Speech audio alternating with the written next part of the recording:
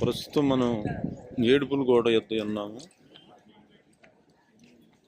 ఈ గోడ యొద్ద అనేక మంది ప్రజలు వచ్చి తమ తమ సమస్యలను గురించి ఇక్కడికి వచ్చి ప్రభు కార్యం చేస్తాడని ఏడుస్తూ ఉంటారు.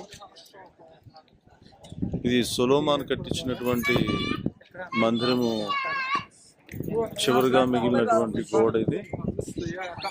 సొలొమోను మందిరం కట్టిన తర్వాత దేవుని సన్నిధిలో ప్రార్థన చేస్తూ, ప్రభువా, ఈ స్థలమందు చేయబడిన ప్రార్థన నువ్వు అంగీకరించి వారి పాపములన్నిటినీ క్షమించి వారి ప్రార్థనకు జవాబిస్తావని సొలొమోను చేసిన ప్రార్థనను బట్టి అదే ప్రార్థన దేవుడు ఆలకిస్తాడని ఈ గోడ యొద్దకు వచ్చి ప్రజలందరూ